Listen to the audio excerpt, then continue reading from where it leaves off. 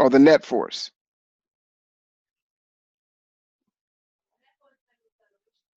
Mm-mm. It's the same as mass times acceleration, though. Y'all see that? It'll be kg times meters over second squared. And what is the unit for displacement?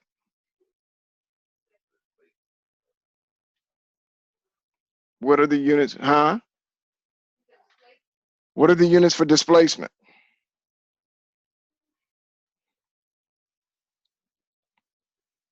It's a meter. So this is the same thing as a kilogram times a meter squared over second squared. It's the same thing as a Newton times a meter. Okay, so if we have kilograms times meters over second squared, that's a Newton. Y'all see that?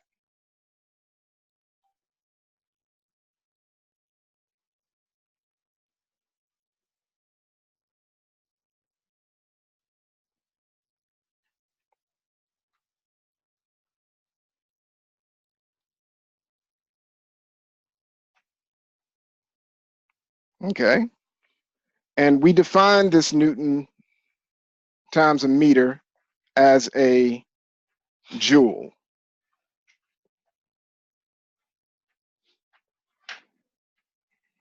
Y'all with me so far? Huh? No? Oh, sure. Yeah. Absolutely. So a joule, so meters are units for measuring position.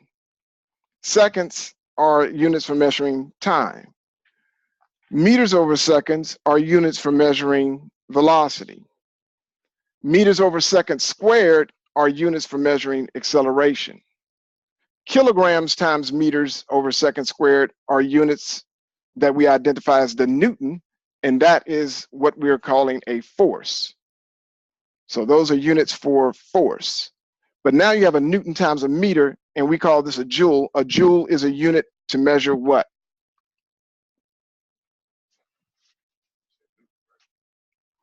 No, not a joule. Mm-mm.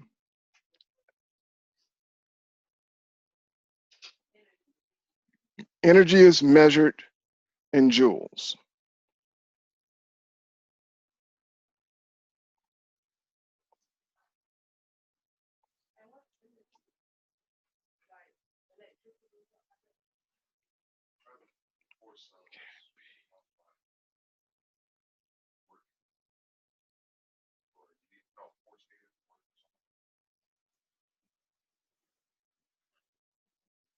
Energy can be measured in joules, and in the MKS system, it is measured in joules.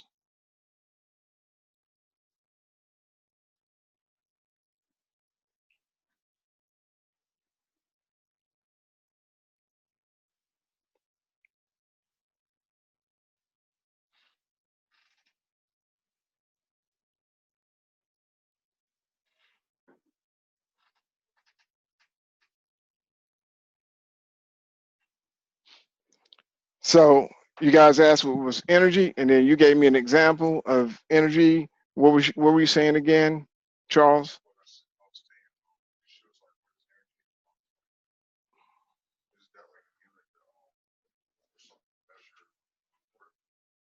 Yes. In order for your car to do work, you need energy. Your energy is stored where? Not in the engine. Well, you do have energy stored in the battery, but that's not, you don't really need a battery to run a car. Your energy is stored in the gasoline or your diesel fuel, or your diesel, not diesel. Well, so it's stored in your gasoline, and it's stored in the form of chemical potential energy. So what do we do to release the energy from gasoline? That's right. We ignite it, and we cause a small combustion, or we cause